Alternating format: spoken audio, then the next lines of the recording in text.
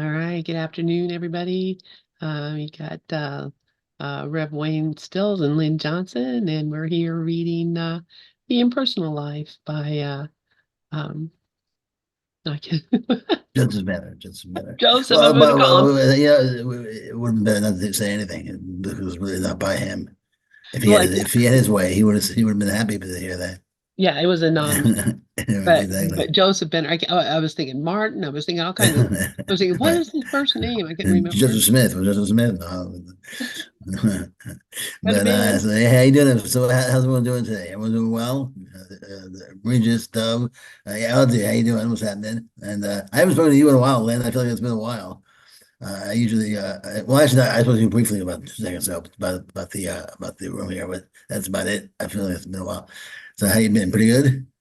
Been good. Had a great Yeah, time yesterday. Went over to my kids' house and yeah, them for Mother's Day, which was a lot of yeah, fun. And yeah. let Happy me know. Mother's Day, by the way.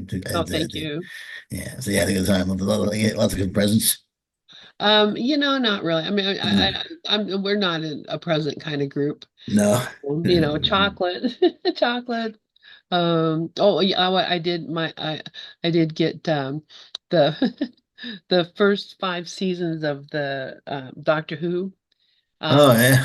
On Prime, I bought those. So the first one with Christopher Eccleston, and then the David Tennant ones. So I might go ahead and buy the rest of them because I'm Oh so yeah. I love Doctor Who so much. Oh But yeah. I'm a That's cool. That's cool.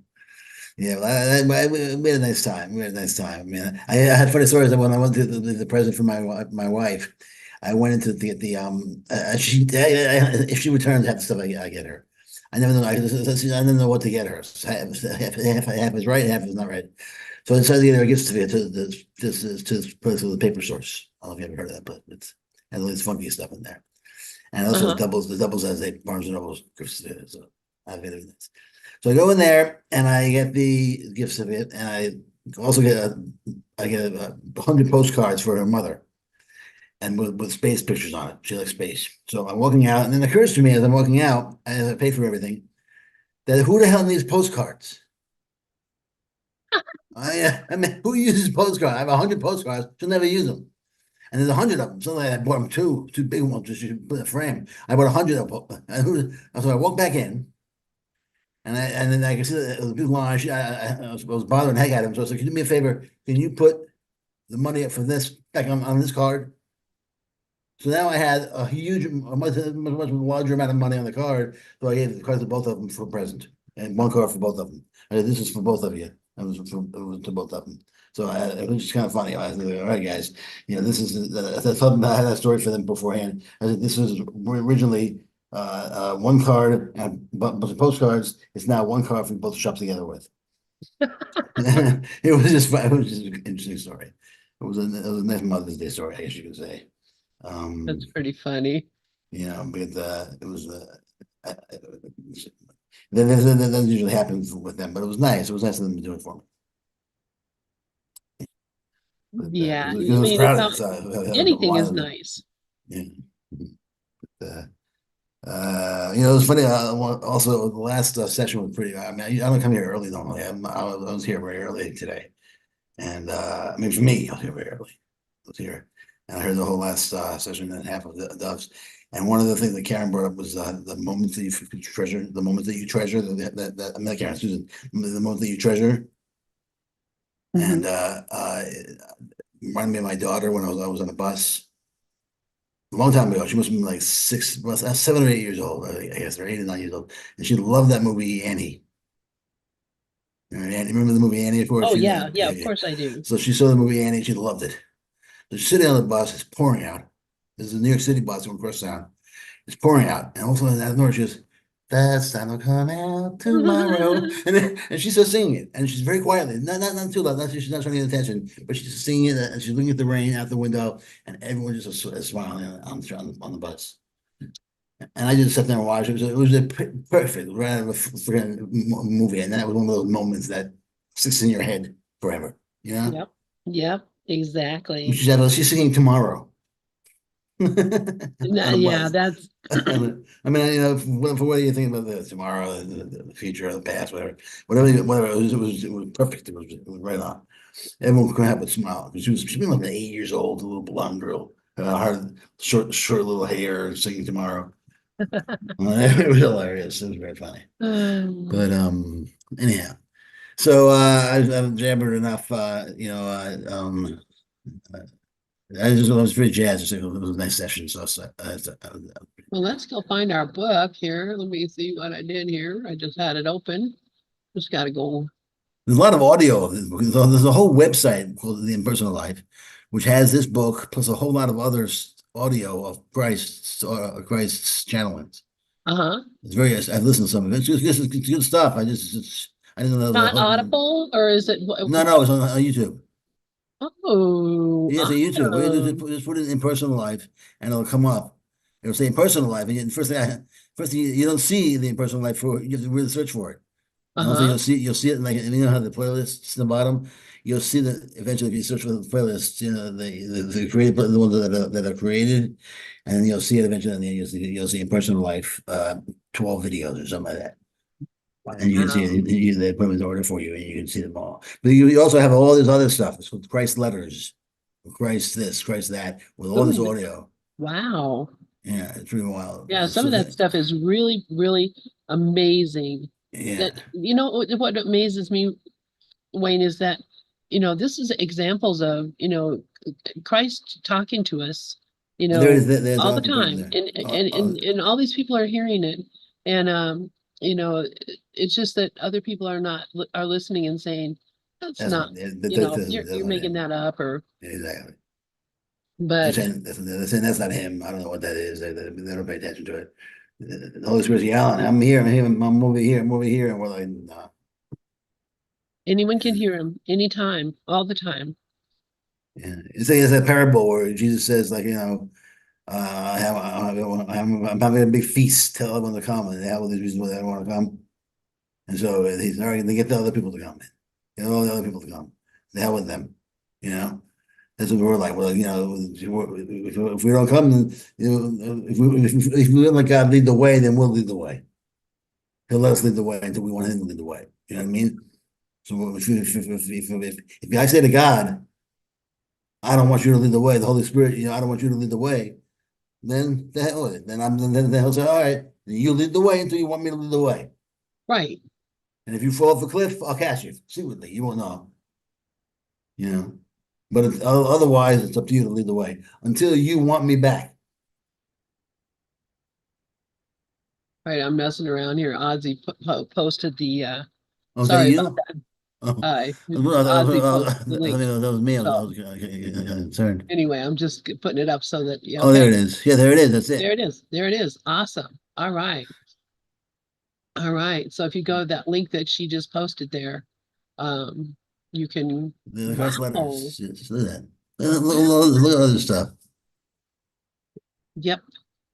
And this is, I'm seeing more and more. We are now at a critical time in humanity's evolution. Are you ready to embrace what is important? So imagine someone says, "Nah." I mean, it's a self-evident question. Obviously, the answer is yes. Yeah. What was I reading today? Something else. Another. Oh gosh, what was it? Maybe on one of my other websites. Anyway, they were talking about. It was not a spiritual thing. It was like a secular kind of thing. But talking about now is a time of special importance that, if those of us who were able to really see the truth would be more straightforward about it, that, we could be actually changing the world, which is quite true, I think. I don't think that that's I think unusual. I think everyone's sort of feeling the whole turning point aspect. I mean, every time I know politics, especially, everyone feels this sometimes different than any other time. But I kind of feel that way too. No, Yeah. Although I'll tell you, the whole apocalypse type of stuff, I kind of get concerned about because everyone sees it in everything. Well, And yeah, then because they're expecting, what, but that's as long as people are thinking in a negative way like that, we know we have work to do. So Yeah, yeah, that's why I see exactly, it. exactly, exactly. Yeah, whose fault is that? I mean, you can't blame the thief for being a thief. You got to blame yourself for not. Mm. It's not being. If your house is robbed, it's your responsibility to get better locks. You can't blame the thief for breaking in. Yeah, that's quite true. The That is thief quite is a true. thief. Yeah, He's going yeah. to be a thief. I mean, if you try to stop thieves, the only way you can stop them is make it impossible for them to be a thief. Well, actually, the only way to stop a thief is for everybody to have everything and everything equally. Well, Because if you don't have as long as somebody's got something that you think you want that you don't have, you're going to want it, and that's yeah, that thou shalt not covet is the most important um, uh, commandment. Thou shalt not covet, because coveting is the thing that causes all the inequality in the world. right. Us thinking that one person has something that I don't have, or I have something that I'm not going to let you have, or what, however it Yeah, is, right. But yep, Yeah, yeah. exactly. Well, that's true. I mean, if you didn't desire, if it that's almost like a self-discipline type of thing, more than it's a political thing. That to get your place, it's kind of hard to regulate what people want. We've had problems there, but if you can regulate yourself and your desires of what you can want, then you can see somebody. I can see. I mean, obviously, I can. I mean, I do okay, but there are people who have might do even really, really rich people who see poor people in a certain way and poor people see rich people in a certain way. If you can control your desires and your wants and your point of views better, then it won't matter what people, the class people are in, or how much money people have, or what they get or what they don't get. You know, thou shalt not covet. I don't think it means that everyone has to have the same thing. As much as it means that you have to, everyone has their own challenges, their own personal plans. You know what I mean? Yeah, yeah, yeah, I mean, it'd be nice if everyone. I mean, I'm not talking about politics and what we do with taxes and the redistribution of wealth. That's going to change every 10 years, every 15 years, and that's to be expected. But I'm talking about generosity and love in your communities and preaching that and using the bully pulpit to get that out there. So whatever happens, we all deal with it together because that's the yes. key. Because politics is not going to be the answer. It's never the answer. No, I was just thinking about that because politics and war and all that kind of stuff that we've been talking about before is very much obviously we know it's an illusion still. An illusion, an illusion, an illusion. And how intense, always an illusion. And that part of the illusion, the part that we consider the most scary, the part that we don't want to see at all, like parts like war and so forth, the news, is the part of the illusion that you, in a sense, you could say is the most illusion, most I mean, there's no in most illusory. It's the most solid, but yes, because that's the part that we actually are most scared of. That's the most fear attached to it, and it's the most external. It's the most out of our control. We think, we're still putting it there, but we think it's out of our control. So, in a sense, the only way to battle that it will be to do the opposite. Will be, in a sense, to try to laugh it away. I mean, not to the point of making yourself crazy or being disrespectful, but you want to, the only way is to unserious it away yes. because that's the most serious in a sense that you're being in your illusion is the news. Yep, yep, yep. you know Yeah, it is. And yeah, if you take it seriously, of course it's because you believe that it's real and you believe that it can hurt you. exactly. So this is why the work we're doing is so important, because we have to be clear in ourselves completely without a doubt that nothing can harm us. And that's what gives us the strength to be able to go out and do this work. And it really is, we're changing the mind for the whole sonship, not just for Wayne and Lynn. When I change my mind, it changes everything. Yeah, That's no because private we're all thoughts. connected. It's Yeah. one mind. Mhm. No private thoughts. No private thoughts. That's right. That's Yeah. right.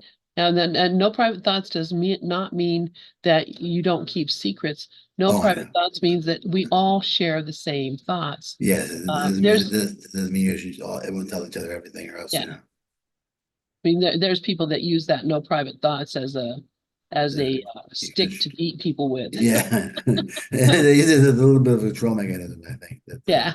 I can see how easy that would be. So that's the thing. Well, yeah, but the reality of it is, we're all, it's the one ego. It's all, there's one sun and there's one ego. There's not a bunch of little egos out there. There's one ego mind that is projecting itself out through all the things that we're experiencing. So this is why, we have to not give into it, not to uh, become afraid of it, because that gives it more power. It gives it power over us. Yeah. So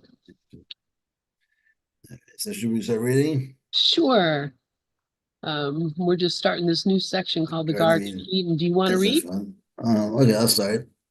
All right. Whether or not you have gotten a clear grasp of what has just been stated, do not discard it as impossible of comprehension.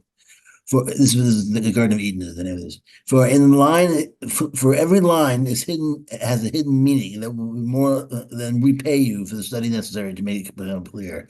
Yes, as I said, he said this before. I think he expects us to say a line and then study it. Say a line and talk about it. Say a line. So our talking about this is fine. Yes. Because as he expects that. He says there's hidden meaning in each line. Yeah. The message is to awaken you to realize that you are to be a realization of your real self. It is intended to make you once more conscious of me, your divine self. So conscious that never again will you be deceived by the other self, which you have imagined as being you, and which you so long have lured you by feeding you with unsatisfying sense pleasures, its mental deceptions, his mental dissipations and emotional delights. Before that can be, it will be necessary for you thoroughly to know that supposed other self, the self which you created by thinking, is real and separate from me. This is exactly what we did in the course. We created this whole world, and then identified with it, and then kept alive by giving its power, thus to entice and deceive you. Yes, the self-created self, with its purely selfish pride and ambitions and imagined power, to love of life, of possessions, of being thought wise or good, but which self is merely your human personality, which was born only to die as a separate entity, and such has no more reality or permanence than the leaf, the snow, or the cloud. Ah, what do you think of that? Yeah. I It's mean, pretty have you clear. seen a better description of the ego? No. Yeah, this reminds me of when Jesus is talking about death in the manual. When he talks about death, what death is, and how death is just a total lie, and death means the fear of God, and nothing is real but God, and the fear of God, and terror, and so forth. And he really whips into the whole idea of death. People who go to funerals are the death worshippers. Yeah. Yeah. It's the willingness to just dump on it. It was just pretty powerful. Yeah. Yeah. I mean, the whole idea too, he's again talking about the the self that we built, that was based on the things that we were taught or hypnotized into believing about ourselves and about the world since the beginning of our lives here, since we were infants. We've been told this is what you are, this is how you are, this is how you work, this is what happens, This is your name. this is you. Yeah, this is Yeah. you. This is what I am. And so, this, and that is the body, that is the ego. And yes, it will, like he says here, which was born only to die as a Yeah. separate identity. That's the whole idea of when I talk about the crucifixion mentality. If you focus just on that as being the only reality, then you're going to die. That's it. If you don't That's focus on it. the resurrection, then you're not gonna you have nothing. I mean, you have something. You have about 80 years if you're lucky, and then you have nothing. You get what you imagine might have been before you were born. Nothingness. Yeah. And that's okay with you. It's okay. I mean, who might have said that's your thing, but I'm not sure that's your thing until eventually one day you wake up and that also, you know. That's a Yeah. good thing about the course. It's basically saying one day everyone's gonna know the truth anyhow, because you have to know the truth. Truth can't remain unknown forever. We're all in a classroom, and if you're in a classroom, you have to eventually know the truth. Yeah, thank God for that. Yeah, I mean, it would absolutely. just, if it was hopeless, and that's, that was, is, what it would be if we didn't have the opportunity to, see it differently and practice forgiveness and, all these things. We'd just be stuck forever and ever in this endless cycle of life and death and life and death and born to I mean, Absolutely. just The worst. it's and it's worthless. It's useless. It doesn't do anything. It's not satisfying in any way at all. No, no, Disappointing every time. no. I mean, have you seen the Kaminsky method? Michael Douglas, No, the what method? the Kaminsky method. Michael Oh, Douglas. no, I haven't seen that movie. Uh-uh. We should see it. It was a series. It's a series, and it's very good. You should check it out. Just very funny. And one of the things he has a monologue. He's an acting teacher in the movie. I mean, in the series, and he's Uh-huh. talking. They were I don't remember, but he talks about when you're playing the part of dying, you have to treat it as sacred. And I just remember the last line was, "As you're dying, it's the greatest magic trick of all. Magic trick of all, the disappearance of you." And I was like, wow, you're the disappearance of you completely. So this is one of that's the way you play it that way on stage for dramatic purposes, but that's not you don't disappear completely. Wow. That's a really interesting way of looking at it. Yeah, it was the greatest magic trick of all, the disappearance Uh, of you. wow. Well, I guess seriously, if you're on stage, that's the way you play death. Yeah. Yeah. I guess. I mean, most of the time, at least. Sometimes you can play it like you're happy, but that's gotta be in Wow. the script. Yes. So anyhow, so where were we? Um, You want to read okay. now? Okay, yeah. Let's see. So I think we're at it's the cloud blast. Yes, okay, you yes, said cloud last, yeah. yeah, So, yeah. yes, you will be brought face to face with that petty personal self, and will see with perfect vision all its sordid selfishness and human vanities. And you will then learn, if you but turn to me and ask in simple faith and trust that it is I, the infinite, impersonal part of you, abiding always within, who am thus pointing out to you all these illusions of personality which for so many ages have separated you in consciousness from me, your glorious divine self. So that's perfect. So basically, he gives us a reason why he puts us through all the negative situations is to learn lessons. Yeah, So the pattern is every situation is a lesson to be learned until we learn the lesson, and then we learn other lessons. We keep on learning lessons, and learning lessons until we finally are done with lessons. right. But then you got to ask the question, well, what is the purpose of the lesson? And I mean, I have to think because it's only because God wills to know these things. Yes, well, that's So true. Because he's right, exactly. Yes, yeah. because in the I end, mean, it's always God. So it's always God in the end. yeah, and I know that people say, well, that God didn't will for this world and these situations and whatever, but I think that uh may not be true. I think that that according to this and listening to other things that I've been reading, some Joel Goldsmith type stuff that there's God has a purpose for experiencing these things through us because there's no other way for God to know these things I other agree. than I to agree. imagine them, but not to experience them. The only I way that he agree. can experience death. I agree. I mean, I we're the agree. only way he can experience death. Absolutely. No, I agree completely.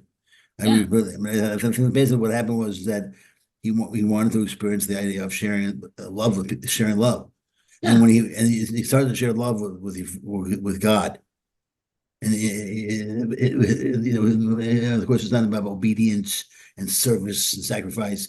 So how are you going to share love with a God who has everything? If you're the perfect effect of God, but you have nothing, there's no you have God made you perfect, so you have absolutely everything. There's nothing to give and receive. It's done. Everything's done. So what you did was what we did is we created a playing field almost. A Yes. different, and so we can now I can cause people to be happy because people are unhappy. So Right. we threw away all this happiness just so we can go out and get it back. Right. I And mean, now, it's a yeah, playing field or a theater or, yeah. it's, yeah, God said to us, "Don't eat the fruit," and we were like, "No, we have to eat the fruit, but we're bored as hell." Or we're itching to do what you do. You create the perfect beings, the perfect being. You're the perfect cause. We want to be cause too. We don't want to be just effect. So we can't really be effect the cause because we're the perfect effect. So yeah, what we did was we created this giant field of cause and effect, little causes and little effects. yes, Now at the end, when we finally reconnect all the pieces of causes and effects.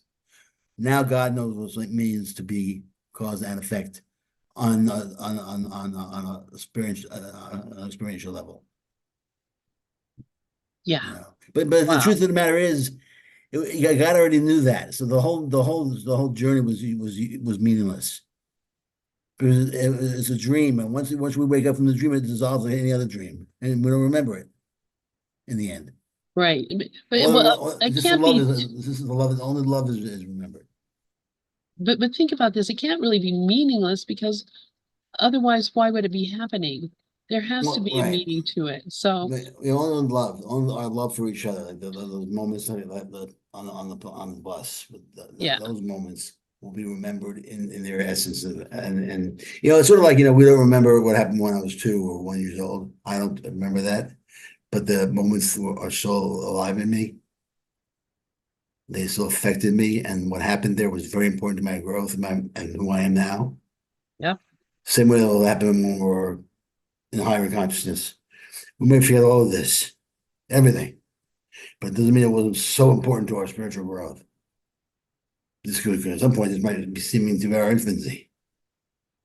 And when we get higher, when fifth dimension, sixth dimension, seventh dimension, eighth dimension, how many dimensions there are? I think the mystics say there's 10 or 11 dimensions, 12 dimensions. I mean, there's infinite dimensions. Who knows? So at some point, we may just forget all this. But it might be okay because that's maybe we're supposed to forget all this. Maybe it's too much to remember. Maybe we'll have to go through major regression therapy and to remember all this at some point. Who the hell knows? But it's fine. Whatever it is, it's gonna be okay. yeah. I see Yeah. Regis has his hand up. Okay. Okay. What do you got to say, buddy? You're muted. Okay, how about that? That works. Okay. Better. Well, good afternoon, Wayne Hey, how you doing, Regis? What's happening? and Lynn. I just, as Lynn was saying, well, how could it be meaningless? Can't just all be meaningless. And I'm like, what really come to me is, and I think probably where Wayne is coming from too, he can let me know that whether that's true or false. But it's meaningless in form. I don't think it's in terms of the lesson or the use of whatever something is to help us to realize the truth of who we are. It serves that purpose.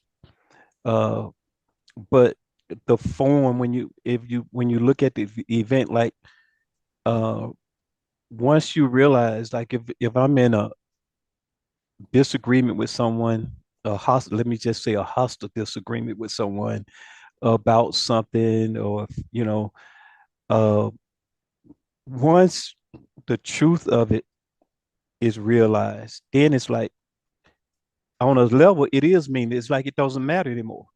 Once you have a revelation or a true understanding of the event, then it's like it don't matter. It's nothing. It's like people are trying to apologize, and it's like there's nothing to apologize for.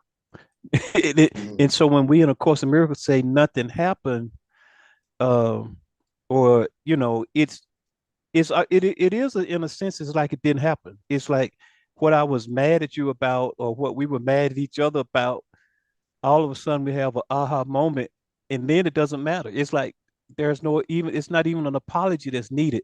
But in form, it is meaningless. In content, uh there was a lesson, there was an awareness, there was an understanding of the truth of, what, like, I and Lynn, I think you was in one of the rooms. Yeah, you were there. I think maybe a Thursday night or whatever, and I was talking about how I realized um, that the lack of validation that my mom gave me has been translated into my throughout my whole life, even into my present marriage. And and so when you realize that, oh, it's not that my wife is not paying me any attention. It's not that she's not giving me enough attention. It's not that Lynn Johnson or Doug Fishman isn't validating me enough. It's just, oh, this was something that was in my emotions from my upbringing. Not even, there's not even an event. I can point to some situation, but to one event, but it's just that, oh, once that's realized, oh, there's nothing to talk about. There's nothing to discuss. So, but that's in form. The events happen in form. Uh, Words were said and exchanged. Uh, but once the realization, the content is the message and the awareness and the realization of the truth of who I am is present and alive, then that form doesn't really matter. The event don't matter anymore, and it's like all's well is well. Oh, forget it, nothing happened. So I think that's kind of like what we're meaning sometimes when we say it doesn't matter. Yeah, right on. I totally see where you're coming. I mean, that's sort of what I meant when I said the essence of the incident with my daughter with Levon. And that's what I meant. I didn't think of the form of content. The form is going to be me. I might forget one day, but down the road, may just get lost in my. If 1,000 years from now, on the timeline, I might forget that, or I might totally be able to remember it better. Who knows?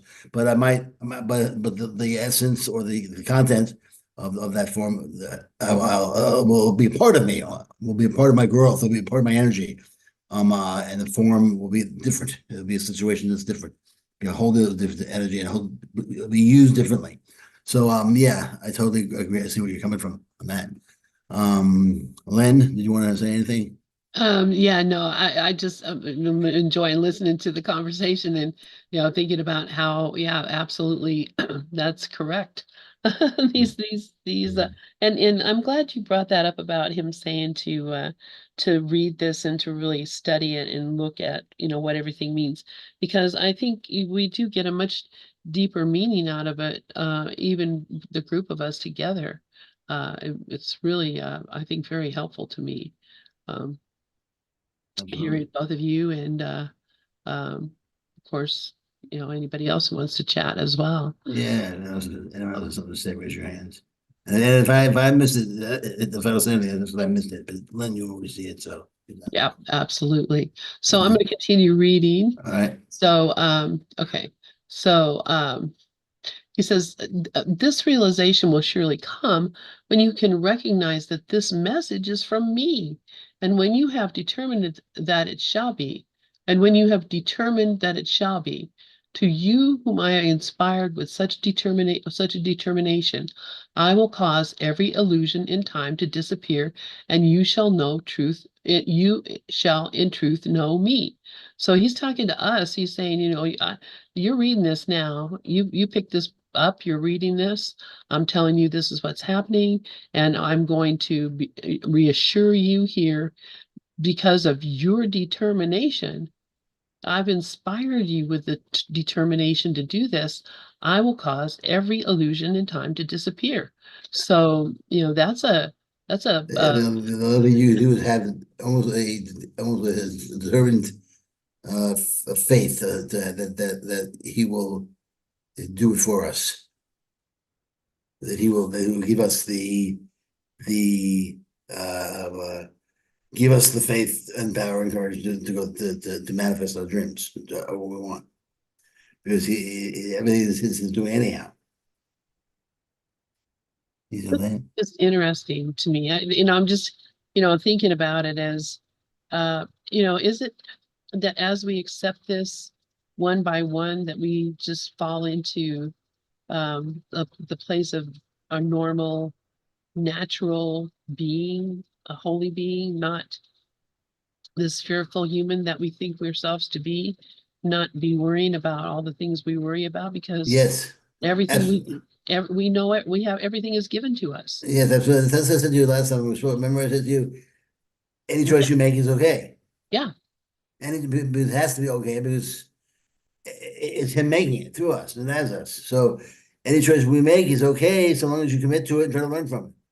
Man, what else can we do? Make the choice to choose Christ. And Christ is giving us some sort of lesson. And not a lesson, a negative thing. It's a lesson to learn more about ourselves and more about how we can. It's a lesson, it's an opportunity to love. Let's just put it that way. I think Marianne Williamson has that in one of her books I read. And she said, the universe is constantly giving you opportunities to love other people. yes. And So and that's you look at it that way. The challenges you have are that we're not looking at receiving our situations enough as opportunities to love, opportunities to approve of other people. Because that's what love really is. It's the desire for approval. I mean, the desire for love is the desire for approval. If you approve of yourself and others, everybody's much happier. absolutely, Yeah, absolutely. yeah. Okay, so all right, you want to keep Okay, I'm going to reading? continue Yeah, reading here. yeah. Okay, so let's see. So the exercise of your mind along these abstract lines will not hurt you. Instead, it is what your mind needs. For not until you can grasp my meaning when presented to you in ideas such as they're herein contained, coming from without, can you perceive and correctly interpret my idea when I inspire you from within. Your mind, I am thus your mind, I am thus preparing for use, not to gain more earthly knowledge, but in order that you can receive and give forth my heavenly knowledge to those whom I shall bring to you for that purpose. That's interesting. Wow. But now we know what we're here for. Wow, wow, wow, wow, wow. Good Lord. So now he spelled it out for us. You know, we're here to bring people to him, and so he tells us he we spread the word, so to speak. That's it. That's why we picked this You book know? up. Yeah, exactly. He was to spread the word that God is in us, impersonal, and he's there for us. And, Oh, goodness. it's pretty wild. That's pretty wild. All right. So I'm Mhm. just I want to okay. I mean, Oh, he's not here to learn. I mean, it's interesting. He's not here to learn anything from us. You know, yeah. he's here for us to bring us to him and tell everyone that he has his own purposes and he cares about us and our purposes. So this way we can relax now and do whatever we want, like we said, because he's the one giving us. We will learn other lessons almost that we don't even know about. Yes. You So know, so so we can have fun with our in our little made up world. we can have fun in our little made up world. And also he says he's bringing people to us. Oh And yeah, I think we're in that situation now where people are being brought to us all the time. yeah. And, out of, wherever, next thing we know, we have a whole group of people. And it's not like, masses of people, just the ones who are here, who are ready to listen and who are willing to hear, they're here now. Yeah, you're right. Because if you think about it, the idea is that he's teaching us how to manifest, he's teaching us how to have fun, joy, and have a good time. But he's also teaching us that it's not about that. It's really about something much bigger. Yes. You know, and if we tell people that, they have to be able to kind of accept that it's true. If not, then they'll thing. They'll have that crucifixion mentality. That's all. You know, they'll be born to die. Yep. That's what most of the world is born to die. So they are born, and the second they're born, they start to die, as far as they're concerned. You know, it's tick tock, tick tock, tick tock.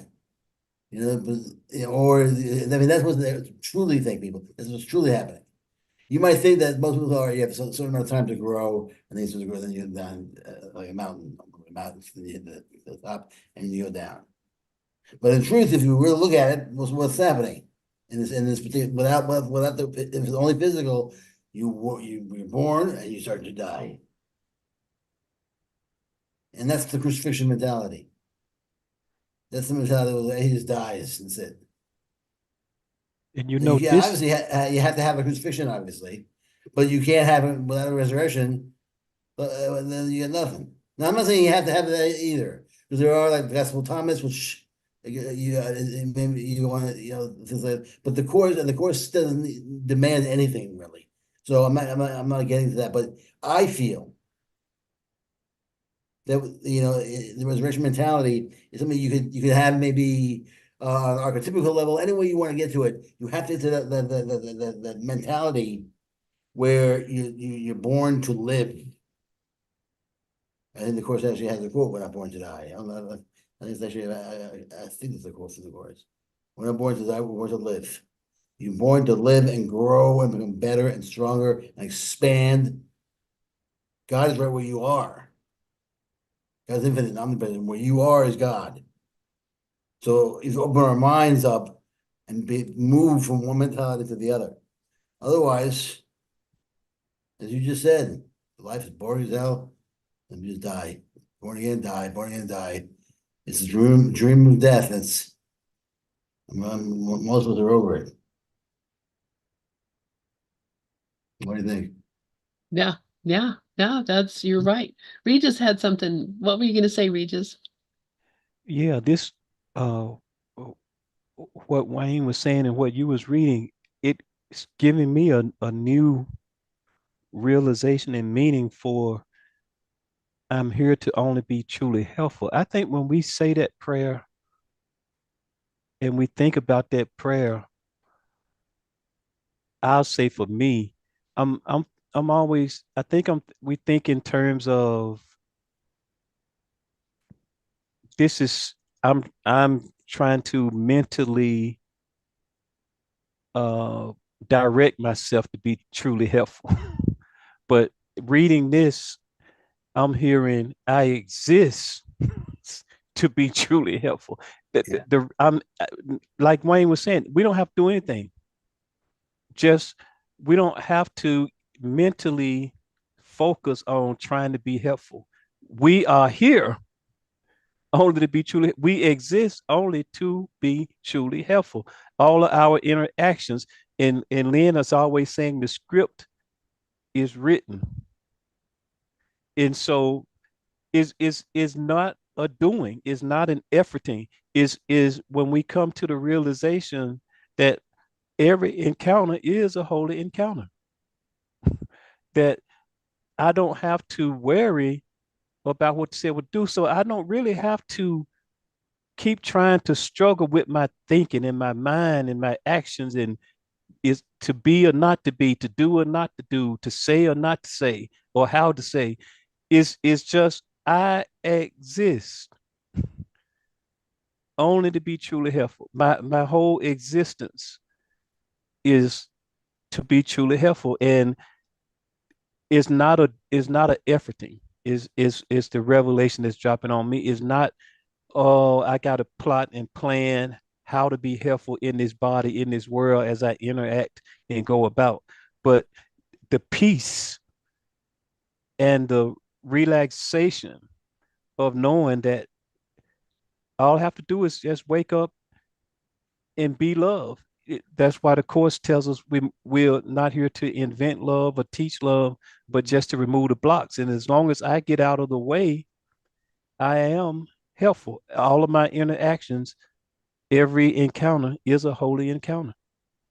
Thanks. Yeah, absolutely, man. I agree with everything you just said.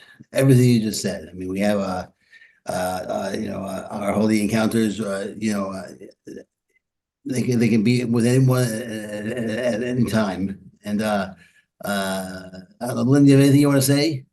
No, I'm going to be reading this whenever you're done saying what you're saying there. So, Oh yeah, okay. I mean, yeah, I mean everything you said was right on, man. I'm with you. I had something I wanted that you said that I have to write things down. I always forget. I think I'm not going to forget. But there was something you had said about being helpful. And it's totally, if I'm forgetting what it is. It's like the more I try to remember it, the more I'm forgetting it. But it was something about being helpful. And I can't remember it. But if I do remember it, I'll think of it. But I might start reading and said maybe I'll okay. snap in my head at some point. You know, we're just talking about, that's what Myrna and Susan were talking about. Remember? And Myrna was talking about, well, if I'm here to be truly helpful, I must have been made to be truly helpful. That's Exactly. Exactly. Yeah. that's my function here. Oh Uh, yeah. Well, I was gonna say, I've said many times we're always on the same. We're always on the right path. You can't make the wrong choice. And as you were saying, basically, Regis, that you must almost make the right choice. You can't help but make the right choice. You must, as I was in the past, you must trust. And when you say you must, when I say you must trust, I'm not saying you have to do it or else. It's that you can't help but do it. You have to be faithful to God because God is not going to allow you to be unfaithful to Him or her. So you're sort of it's almost like like the extensionalists used to say you're condemned to freedom. yeah, God is freedom, but you're almost like you're not limited by Him. But in this world, it feels as if you're until you let go, it feels impossible that you can have that much freedom. And so you limit yourself. And in a sense, the freedom is too scary for you, and then the freedom is limiting. And that's why we stay limited because we're scared of that much freedom. If to let go that much and make decisions that easily, no, our minds are too twisted for that. It's too simple. yeah. Trust or no trust, you're still getting the same thing. So, Yeah, exactly. I so mean, it doesn't. yeah, because you're still being moved. You're still that flying ball that's being moved by the throw and not by your own and not by your own energy. Yeah, You know, exactly. That's you know, pretty funny. the flying ball is never like I'm flying. But if that's what's happening, that's what we are. We think we're flying, but we're not. That's pretty funny. Okay. All right, let's see here. Oh, so this I wanted to get to read this, and because I read the next sentence and I'm like, oh my gosh. So he says, with a prayer to me, your own real self, your Father in heaven, that true realization may come. Read carefully what follows. So All he's right. you want to realize this, read carefully Say what that follows. he has ears. Listen. That's right. So let us see what he says. We have arrived in the course of our consideration of the process of unfoldment of my idea to where the I am of you manifesting in your immortal soul body or in the thought image created by my thinking is now ready to take on a substantial form, a form suitable for the earth expression of my attributes. Okay, just start thinking about that. This change from a mental to a mortal to a mortal form took place after the manner and process of all thinking and creating and is literally described in the Bible, where it says, I formed man out of the dust of the ground and breathed into his nostrils the breath of life, and man became a living soul. Well, it seems to me that he's talking about how the physical world was created, almost how Yeah. it became physical, and So it's yeah, so that's what he's I guess he's explaining how we came to be here. yeah. So Okay, we were okay. originally mental, and we were a thought form, and then we became physical. Yeah. Yeah, So shall I explain further that the quickening power within my idea, your soul, because that's what we are an idea in the mind of God, right. proceeded to attract to it the various elements of life substance, dust, and atom by atom and cell by cell, in due course of time to mold and shape each into substantial reality after the pattern of the thought image composing your soul body. thus forming an earthly outer covering, as it were, until finally your mortal form actually became manifest to the psychic sense, if not yet what is called the physical sense. Whereupon, all being now prepared for this cyclic moment, you, my attribute, breathed into and then through its nostrils from within the breath of life, and you then made your first appearance of earth as a human being, a living soul. And then in parentheses, he says, my idea, now able to express consciously through a suitable earth medium, containing within yourself all of my attributes, all of my powers, and all of my possibilities. Because essentially he's using a lot of biblical imagery, so Mhm. he's leaning that. So he's basically this is a symbolic progression of Adam almost. He's creating the Yeah, first man almost, for like the first male, female, first person is being created almost. And he's the thought form of the abstraction of that first idea of the first human, and then how it came out perfectly. yeah, And all's good now. And this almost seems to be a pre-separation person. yeah, I mean, exactly. Yeah, that's almost what he seems to be describing. Man, we'll see later if he has any kind of symbolic fall. Sort of like the duality, the falling asleep yeah. that the course has sort of symbolic duality, well, fall of duality. Um, so we'll see. I guess we'll find out. But I think, yeah, that's where he was probably heading to. Well, we'll see that. yeah. So let's see. We have a couple minutes. I wanted to play a song since Okay. this just All reminded me of a song. right, go ahead then. Go ahead. Play it. So hopefully, I think we have time. yeah, Yeah. sure. Yeah. Okay. Um, I'll just first finish these last two Oh paragraphs. yeah. Thus were now manifest all the various mediums for the earth expression of my idea, and you, being one of my attributes, naturally had dominion over all these mediums, or possessed the power of utilizing any or all of them, if necessary, for the full and complete expression of my attributes, powers, and possibilities. In this manner, and for this reason alone, did you and your brothers and sisters come into human expression. While in human form, yet your expression was so entirely impersonal that though self-conscious, you still looked wholly to me for inspiration and guidance. Okay, so this is he's got us up here, and we'll finish this next week because now I think he is going to talk about the fall because Yeah, he because talks right about, now we're dominion over everything right now.